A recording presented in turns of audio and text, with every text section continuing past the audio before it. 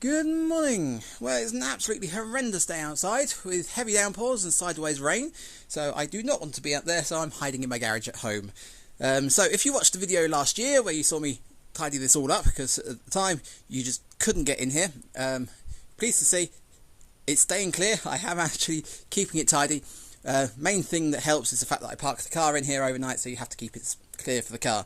But yeah, since then the only real change I've had is the door there. That's a electric shutter door, makes it so much easier for getting the car in and out. Only about an inch wider than the car, which does make it a little bit difficult, but it's not too bad. So yeah, for today I am looking at this ceiling. So I did put fiberglass up here to try and keep it a bit warmer, keep it a bit quieter in here, and it does do well. Obviously I've got the chicken wire holding it up at the moment. Problem is, the spiders got into it, the sawdust has got into it, and it is absolutely filthy. So every time you knock the ceiling, you just get the shower of stuff come down on you. So I wanted to put some sort of board over it to cover it. Now I did look at a couple of different pricing options.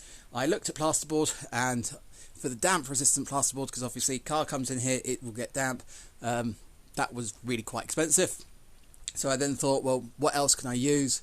And I've decided that I'm going to try using plywood. So I've got 5mm plywood. I'm hoping it won't bow. At the end of the day, it is a garage. As long as it's secure up there, if it does have a bit of a bulge to it, it's not too bad. But we'll see. That stuff's quite tough. So yeah, I've saved you the really boring bits. I've gone along, I've made sure that all the things that are attached are either far enough down from the ceiling that it won't be a problem, or I've just taken them down completely. So the idea is I'm going to take the chicken wire down and put the boards up. So I don't know how well this is going to go. Hopefully I won't be fighting too much with the fiberglass. Now the first thing I did do actually was I put this string line across. So I measured 2 foot out from that end and 2 foot out from that end, because those boards are 2 foot long, and put a string all the way across, at the time making sure it didn't hit anything. I have since cut the chicken wire, which is why it's touching, but that was just to make sure that that beam going along there is actually straight, and it pretty much is. There's about that much difference in the middle there. Right, I'm going to put you on the corner, and I'm going to put you on time lapse, because I don't think this is going to be a quick task in the slightest. And I'm going to start by taking this chicken wire down and put the boards up. So I'm going to start from here and go that way. Reason being is I haven't actually decided what I'm doing in that end. I need to put some sort of blocking to support the board. So I'm thinking if I have it on that, and then the bit that's overhanging I can secure some other way. So that's going to all go at the end. I'll get the bit in the middle done first. Right, that was a lot of talking. Let's get on.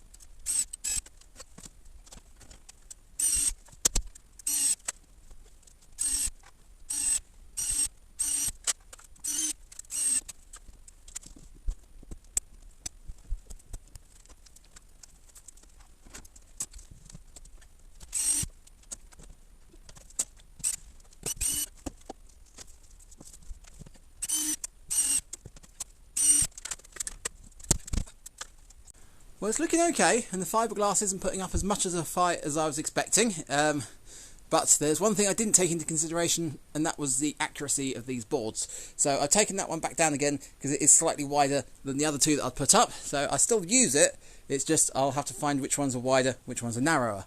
And you can also see with this one I've put up, it's absolutely fine at this end, there's plenty of space. By the time it gets to the other end, it's too tight. So I'm going to have to take that back down and adjust that one, which is getting a bit of a pain. So yeah, I'm going to stop and check this footage, because I don't actually know if you can see anything or if you're just being blinded by the lights, and yeah, then we'll get on with the next row. Okay, well I've sorted that board out and it's sitting flat now, so there's a little bit of a gap there now, which isn't too much of an issue because I am planning on going around all this with trim. So by the end of this I should end up with a panelled ceiling in the garage, which is going to look fantastic. But yeah, so lights aren't too bad, so I'm going to carry on recording.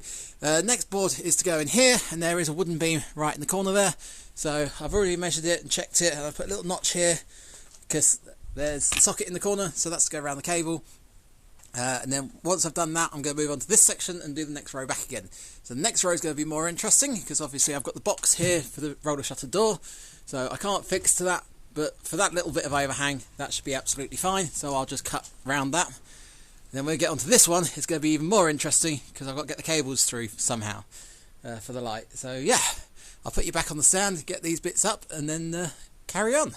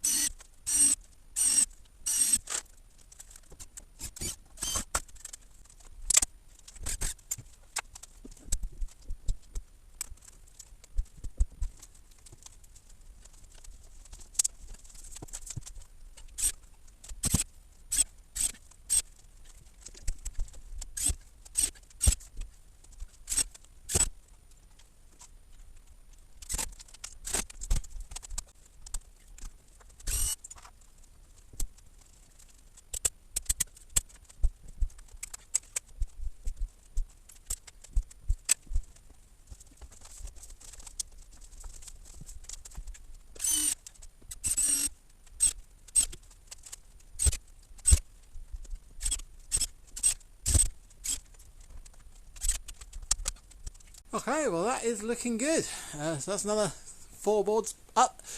So with these ones here, obviously I had to cut a slot in them because there's a cable sticking through. So I cut a big hole there where the cable comes through, and then slot going down with it. But I actually widened the slot as it got nearer to the hole because I wanted to make sure it went over the cable without damaging it. And that's what I've done for that one.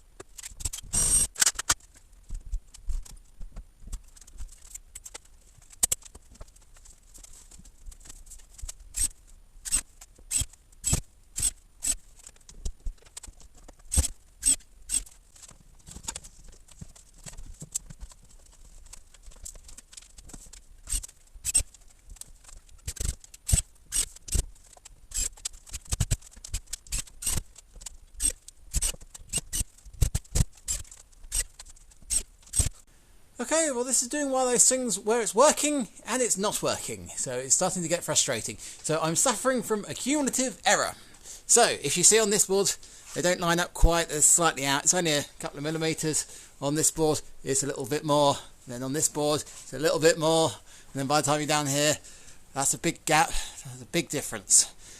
So things aren't quite sitting quite on the ceiling. The other thing is, if you poke this board, it's relatively solid. If you poke this one, boing, boing, and you see that bit over there? That's boing, boing. That's because this whole board is twisted because I've tried to wedge it into the gap and it's not sitting right. This is partially because I'm battling around the wires, partially because I'm above my head and trying to support everything. This would be so much easier with 2 people. So I'm thinking I am going to turn the camera off, sort this out. I think the easiest way to sort this out is basically take it all down and start again. Which, yay! But yeah, if I move this board over slightly and just increase the gap between them so they're not as tight to each other, just shift it over slightly, and then I'll get back to you in a second. Okay, well I've managed to sort it out. This panel's nowhere near as bouncy anymore, and it doesn't transfer across when it does bounce, so that is excellent. So I did end up taking that panel, that panel, that panel, and that panel back down again and redoing them all. So irritating, but it was worth taking time to do that. So yeah, there are still some big gaps in between now. I was hoping to get it a bit tighter, but I'm not too worried because once we put the trim on, they won't notice at all. And just to make sure, that was the largest gap that I had, so I've already put a piece of trim on there just to see how it looks. and it looks absolutely fine. So that's a bit of a sneak peek of how it's going to look when I'm finished. I say finished, I did contemplate varnishing it and going, look, I've got a wood panelled ceiling in my garage, how posh.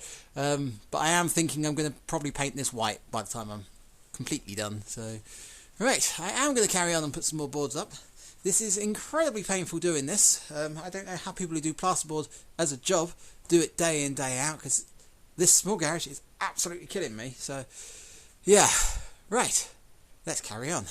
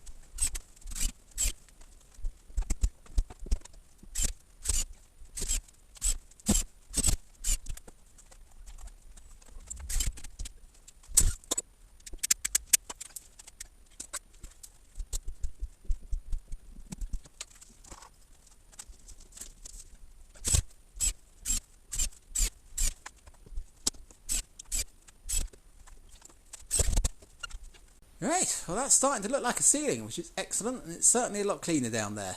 So that is what I'm aiming for. So we're on to the trickier section now, which is this bit here. So I've already taken the level, I've taken it from these two beams across, and then marked on the board at the back there what the level of these beams would be.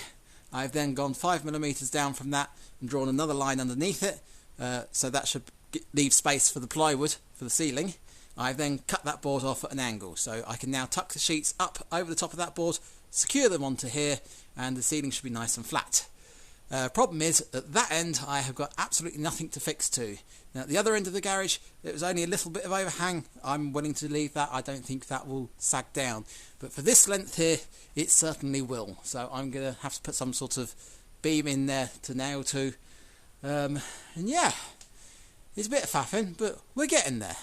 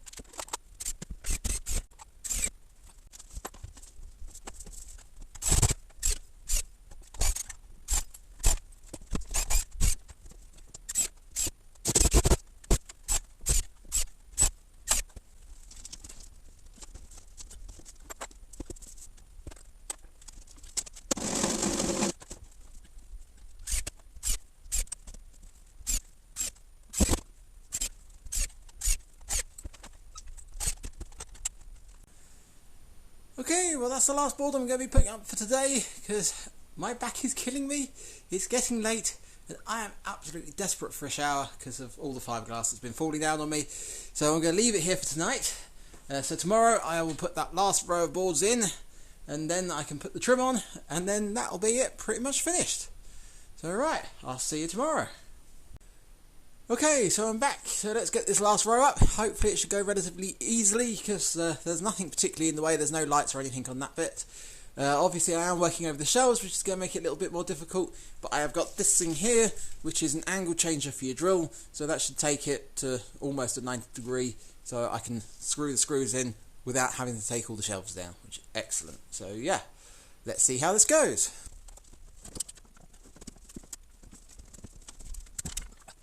And I had to say it was going to be easy, this one. So yeah, this is a problem I've got.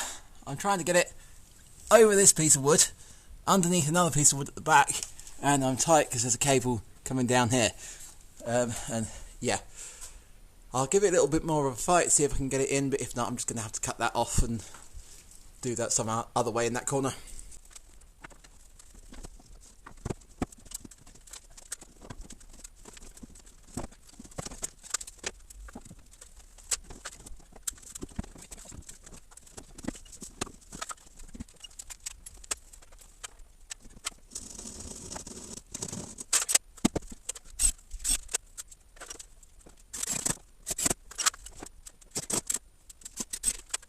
There we go. Told you it was going to be easy.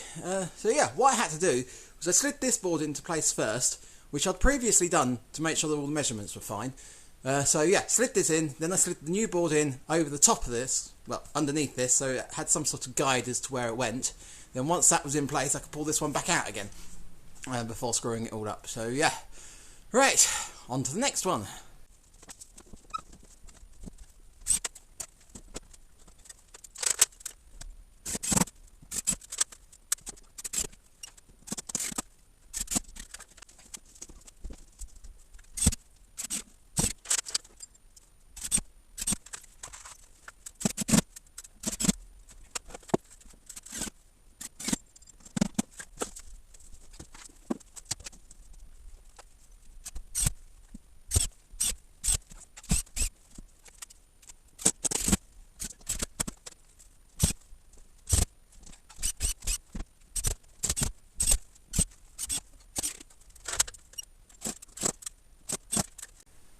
Okay, well I'm on to the very last board in the corner here, and I have hit a slight snag.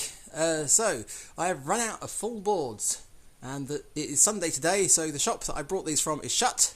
My other option is I can buy one from B&Q, but they're 4 times the price of what I was paying for these, so I'm not going to be doing that. So yeah, I can either leave this till tomorrow, but the problem is I want to get the trim up and get this finished, or I can patch it in, because I have still got those boards down there. They're not even half boards, so that's going to be 4 pieces I'm going to have to put in there. But I'm thinking I'm going to do it anyway, because I'm going to put a certain amount of trim over it, so a lot of the joins you won't see. And then the one join you might see will be right at the back of the shelving there, and by the time I've got stuff on the shelves, you'll probably never see it. So, yeah, I'm going to do that. Irritating, but it should be okay.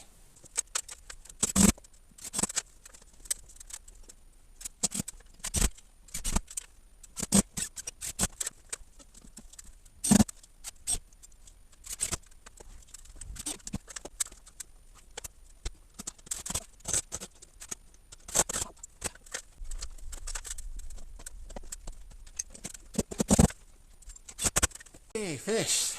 Why do we always do it to ourselves? Why do we always leave the smallest piece to the most awkward corner? Right. Oh, I need a break.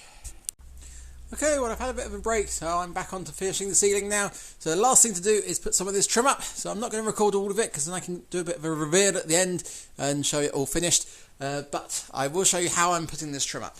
So I've got trim to go in 2 directions, because obviously I've got joints that go this way and I've got joints that go that way. As the beams go down this way, I'm starting with the joints that go that way, because that way I can only nail on the beams. So I'm going to nail it here and nail it here. Anything in the middle here is going to be floating. But this section here, obviously I can nail that at any point along that, because that's on the beam. So I'm going to get all the ones that go this way in first, and then come back and do infill sections going the other way. So I am going to be gluing this as well as nailing it. Now obviously my bottle of glue is cold, so I've got a great tip for getting the glue out of the bottle is use a clamp. Saves your hands squeezing it all the time.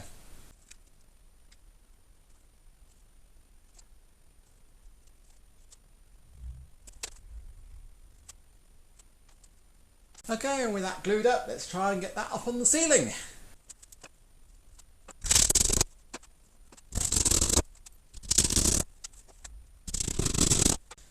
Right, so when you're nailing very close to the end of the trim here, you've got to be very careful it doesn't split. So you've got two options that you can do. One is to pre-drill it, and that's really the preferred option. Or you can do what I did there, which is you just blunt the end of the nail. I don't know how it works, but rather than pushing through the grain, it just sort of breaks its way through so it doesn't split the wood. So the next thing to do as well is just look down the line of it once you're finished, and if you need to, you can just tap it with a hammer from the side. So this one here is slightly out of a line. It should have just enough movement that you can get it back to where you need it. There we go. That looks a bit straighter. Then we can wipe the glue off, and that's it. Well, I brought 20 of those strips. I reckon I'm probably going to be about 5 short, so let's put them up, see how far we get. Like I say, I won't record it, and then I'll get back to you when I start doing the ones that way, and I'll show you how I cut them to size. This is going to be incredibly hard to show you one-handed, but I'm going to try. So I've done the ones that go down the length of the room that way. I'm now working on the ones that go across the room this way. So obviously I've got to join them onto this each time. So all I'm doing is I'm taking the piece of wood like that. I'm lining it up in place like that, and then marking it level with this edge of the trim. I'm then cutting that at a 45-degree angle, so it then overlaps like that. So it's not the best fit. If I was leaving it exposed and just varnishing it, then I'll do better. But I think that'll do for now. I can go along with some cork because I am going to paint this, and then it should look great. So right, I'll show you what it looks like when I'm finished. Well, I'm down onto the very last strip that goes above the door here, and I've run out of trim. So that's one full length that I need to do across there. So I'll have to buy that tomorrow. But the rest of the ceiling is looking fantastic. So I'm loving the look of it. I do like the wood. So I have actually changed my mind back again, and I've decided that I'm going to try varnishing it. My thought is, if I varnish the ceiling and I don't like the look of it, I can always go over it with paint. But if you paint it, it's painted. That's it, you're stuck with it. So, but yeah, so I'm really happy with this. So there's 3 main criteria that I really wanted for this ceiling, which was quick, easy and cheap. So for the quick and easy, they both had the same problem. So I think it would be a relatively quick, easy method to put boards on the ceiling like this, but I had that chicken wire that I had to take down, and I had the lights which I was working around, and I didn't want to disconnect because obviously they're lighting the room. So without those, I think it would be a quick and relatively easy method. Obviously working above your head is difficult, but it's a ceiling. Unless you flip the room upside down, there's not a lot you can do about that. But the main thing was it cheap? So taking into consideration pretty much everything, so nails, screws, wood trim, even the varnish that I've yet to buy, this has come in under £300, which I think for this size room is fantastic. So yeah, so I'm not sure when I'm going to get around to varnishing it. I do really need to give my arms a rest. I don't really want to be waving them above my head. So if I get it varnished in the next couple of weeks, I will put that footage at the end of this. But if not, I'll end this video here. I hope you enjoyed it, and I shall see you later.